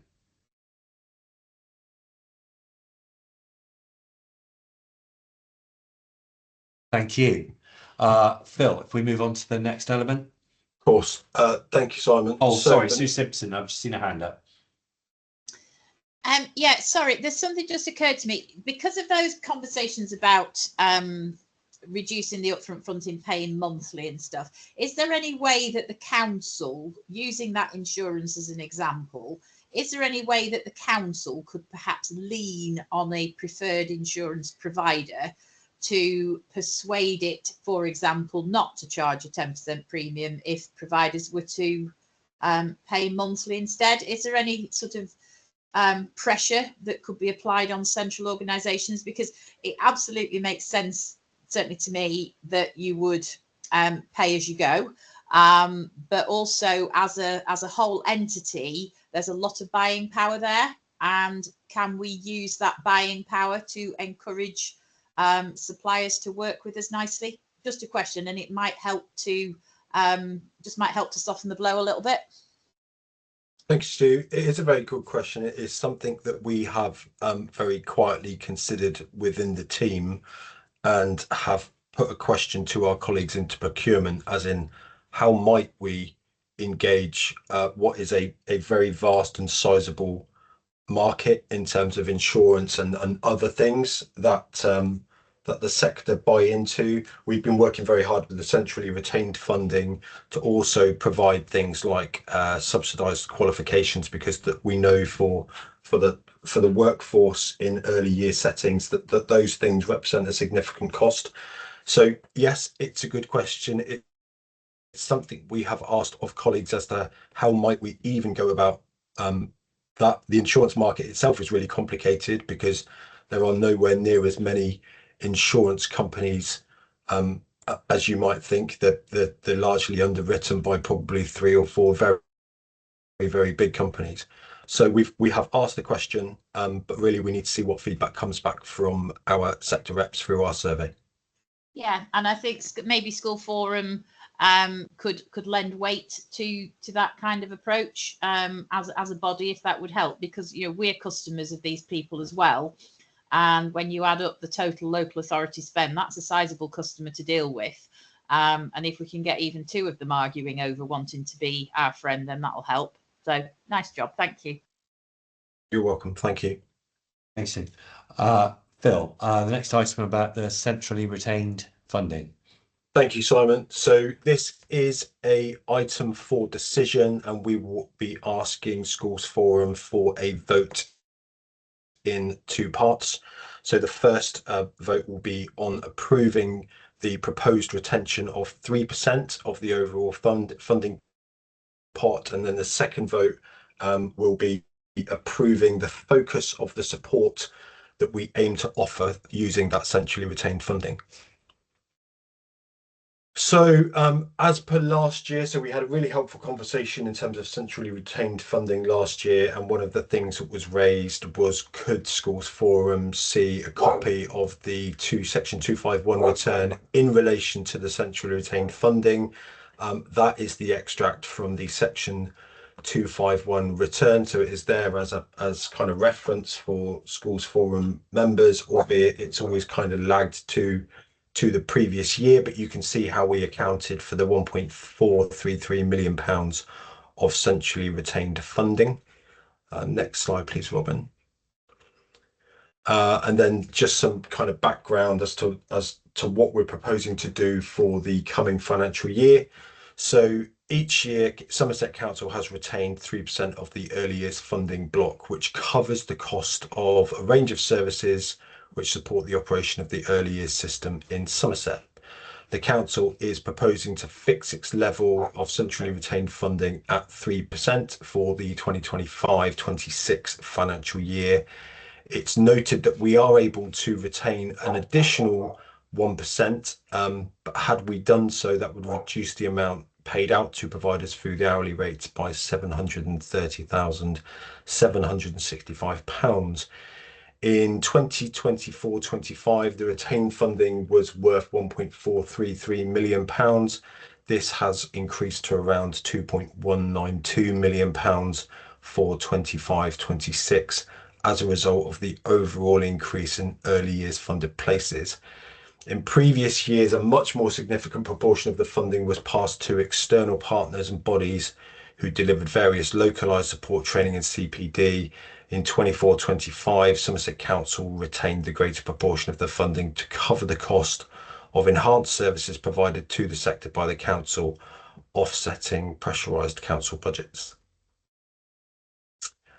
So sector support for 25-26, and what you will see, the big figure at the bottom that jumps out is that we still have £646,000 worth of unallocated funding, largely because we are stuck in the middle of a restructure.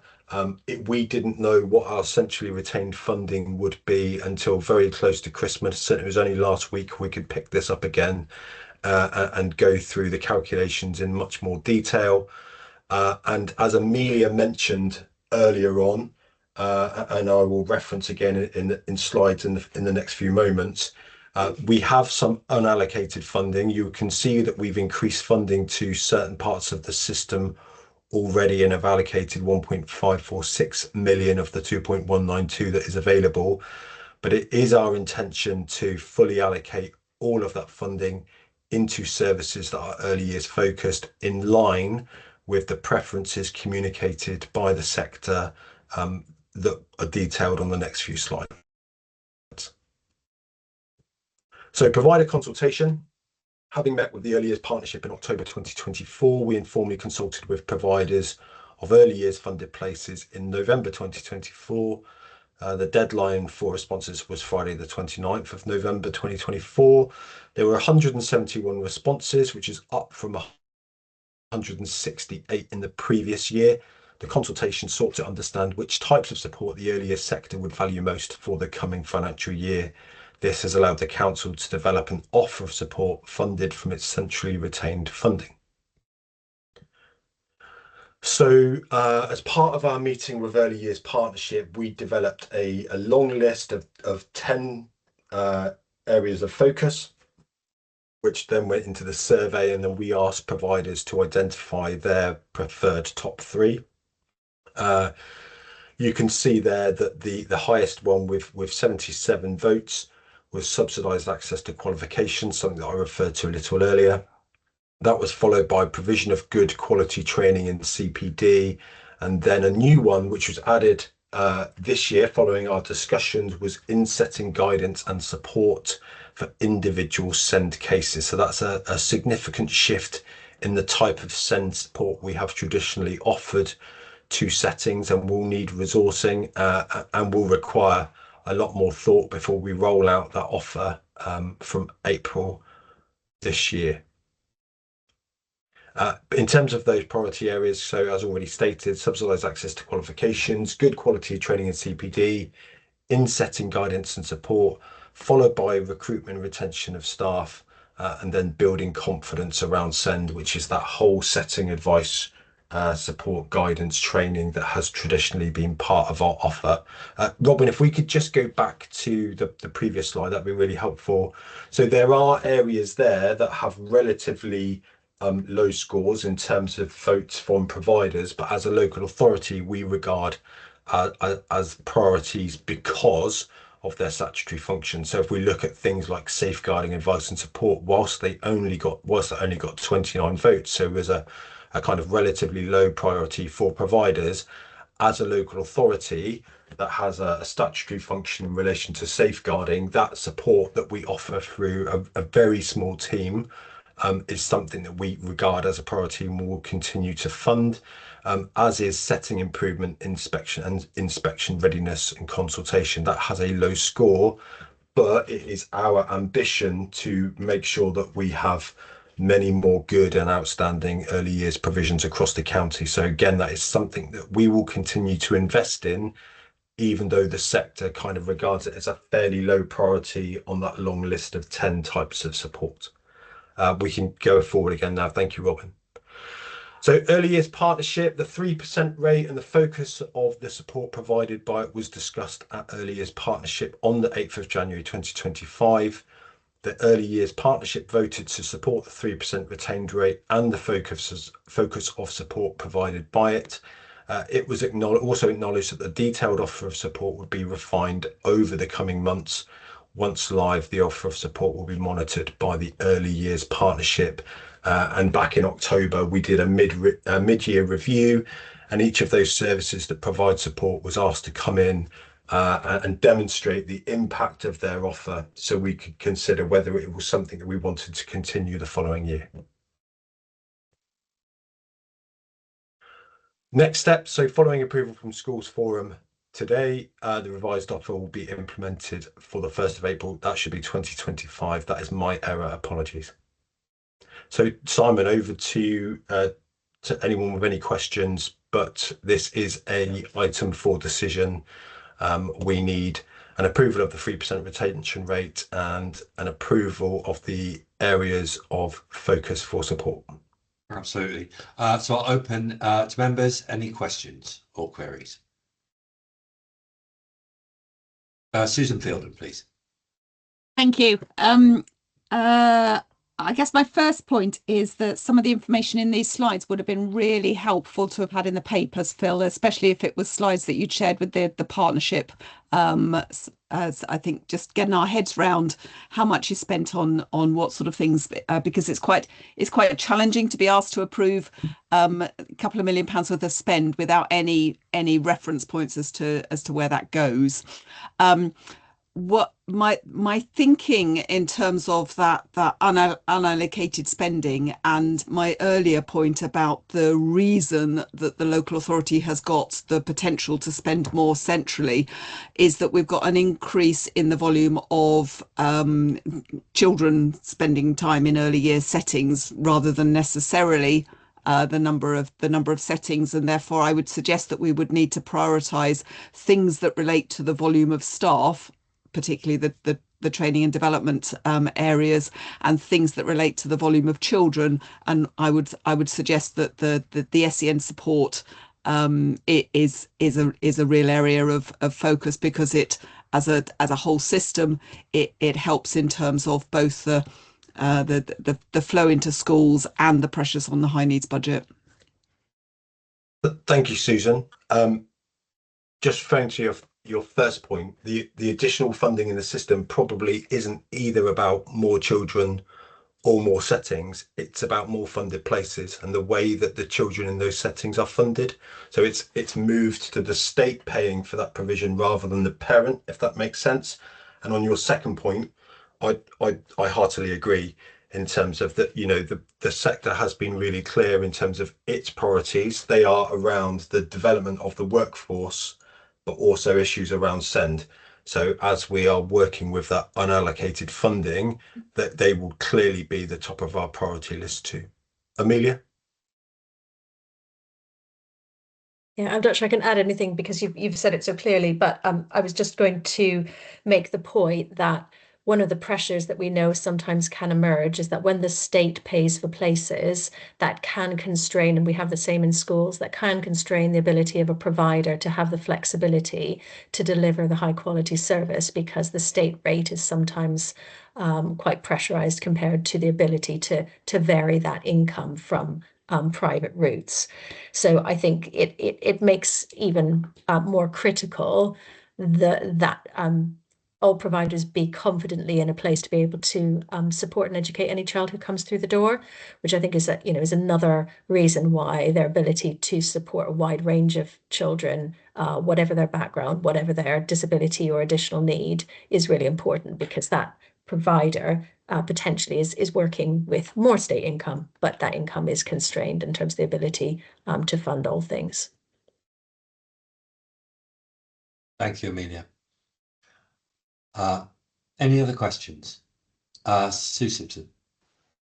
At risk of stating the bleeding obvious, but I will do. The better job that early years providers do around SEND and early intervention, the better journey the child has when it gets into primary school or first school, and the easier it is for all of us to get on board with what's needed and get a direction of travel in terms of what staff we as a primary school would need, if we know from our early years colleagues what it is that the children who are coming to us need. So there is absolute wholehearted support from the LA primary sector for whatever help and support and direction around SEND and inclusion in nursery settings. And I think that all of us are willing to help and support and work in partnership with those providers to enable that to happen.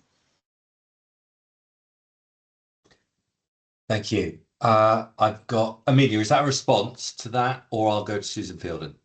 It was a response. So when we were doing our staff consultation from the staff who, including the staff who do this work now, one of the things that they fed back was that where additional capacity is needed is particularly in that transitional space. So that child getting ready for their transition into reception and their ability to land confidently in reception. And obviously the EYFS bridges that transition. And so I think if we're considering how we address those needs, one of the things that our staff have said, and I think this would be echoed by others who work in this area, is that it's really important that it isn't a sharp cutoff at the end of the funded places, but it's focused on that ability to take that child from their setting, be confidently developing the setting, and to successfully make that transition into reception. Thank you. Susan Fielder. Listening to Amelia there, a thought occurred to me that's going to modify the point I was going to make. So my first thought is and really appreciate the challenging timescales and circumstances that you're in.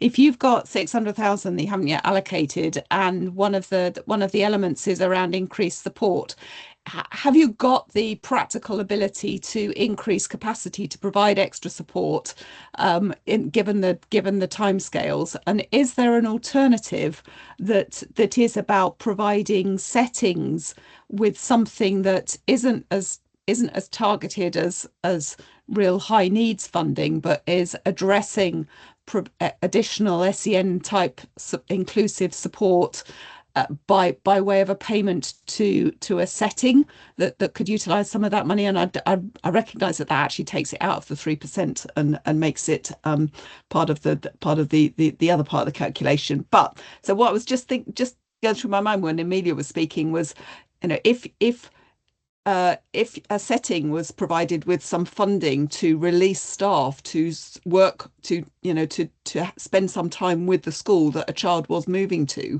might that help transition?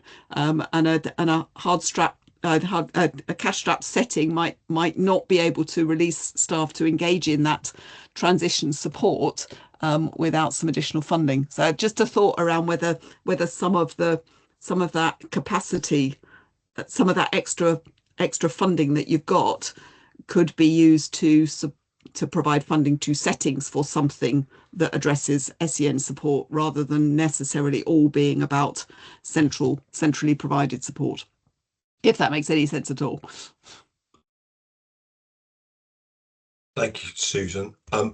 Amelia has her hand up, and I'm not sure whether she wants to come in on that point. It was just on that point. I think, Susan, that's exactly why we haven't brought back proposals to this meeting, because we need to look at timescales, we need to look at need, and we need to look at the appropriateness of different options. So we're not committing at this point to a specific model. We'll do so quickly, but we do need to consider all options, because it's about need in the now. Obviously there are other kind of operational considerations, including council's own restructuring timescales, and considerations around appointments, and the ones that you have raised. So we'll look at all of that in the round, but your proposal is helpful, and we'll certainly take that on board. Thank you. Any other queries or questions? No, in which case we will go to a two-part vote. The first part to approve the centrally retaining of 3%. So can I have votes, please? Hands up for that.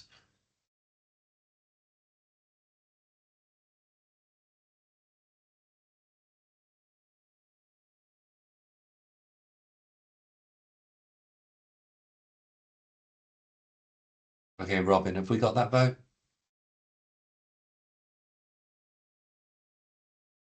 Yes, we have. Brilliant, thank you. And can we have, I'll wait till hands are down.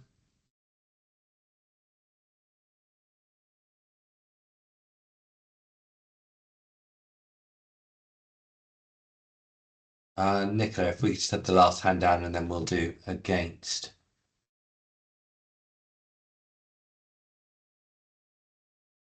Hand raised, please, if you are against that proposal. People who have abstained.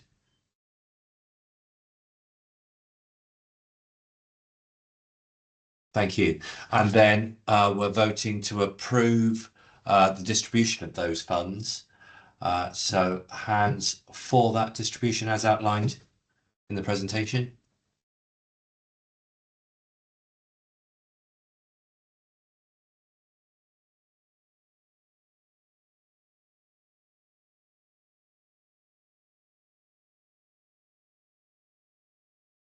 Okay, Robin, have we got that vote? We have.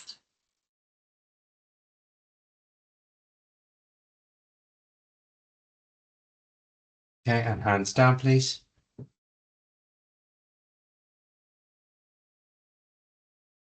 And votes against. And votes in abstention. Thank you very much. And thank you for the presentation, Phil. Thank you, Simon. Thank you. And we will move on to our last item for information, the DSG forecast. And welcome back, Joe Curry.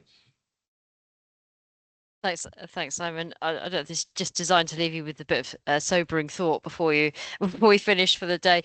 Just only one slide, just to give you the updated dedicated schools grant forecast as of month 7.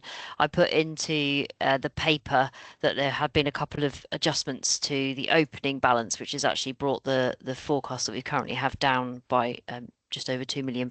So I don't know if you move on to the slide, Robin, thank you. So the table below is the published forecast as of month 7. We haven't published an update yet, but we will be doing so at month 9. The indications are as of month 9 that that position has slightly improved, which is good news. But at that point, you can see that we're forecasting a deficit on the DSG as of 31st of March 2025 of £68.7 million. So it's a significant deficit, and you can see that it has actually almost doubled as well from the deficit brought forward as of April 2024.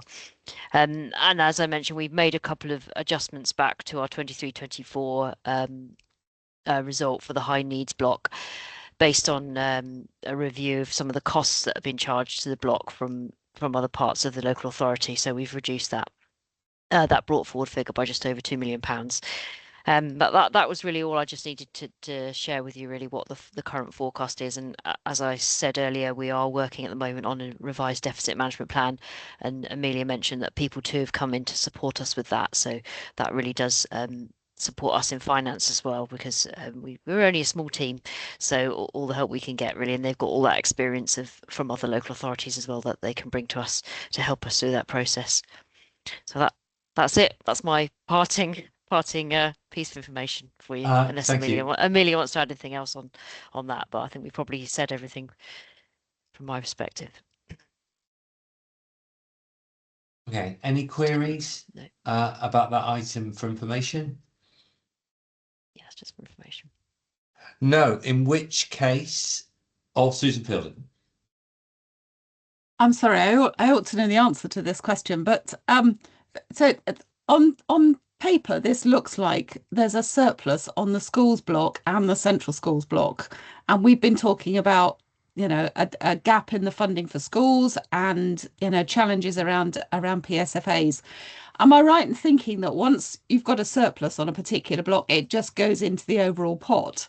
Yeah, so that's right. So they changed the rules on that the government changed the rules around how we could treat prior year surpluses, and it has to be treated as one block now. So although we keep the sort of accounting records of each individual block, and we certainly forecast an in-year under or overspend, we're not allowed to draw on any historic balances that have been accumulated, because some of those things, I think, go back, well before, like, several years, probably a decade or so. So those pots we can't touch. The only exception to that is for the early years block, where we don't receive a funding adjustment until the following July, and then we are effectively allowed to draw on that pot. But it is really only just to balance the in-year spend. We're not allowed to then take bits of blocks that are still sitting there from 10 years ago and allocate them to other blocks. The whole thing's just treated as one. I guess my feeling is that for those that haven't got the benefit of that explanation, looking at these, it might undermine some of the clarity around the NFF conversations and the PSFA conversations, and whether it's worth, for the purposes of future reporting, not to show a sort of theoretical but not accessible balance on schools and central.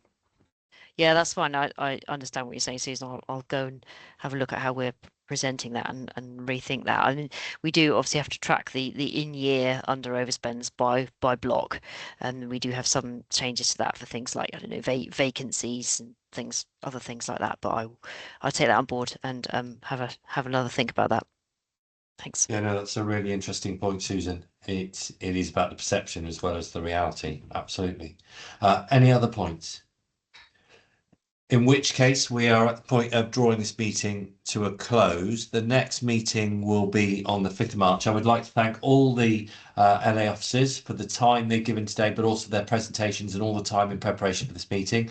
I'd also like to thank all the forum members, because you're all volunteers, and this doesn't work as a system unless you give of your time. So my thanks to all of you, and my welcome to the new members. And we are looking at some form of induction for new members. So hopefully more training will come for you, the members who've just joined. But thank you all this afternoon, and we will finish the meeting there. Thank you. Thanks, Simon. Thanks, Simon.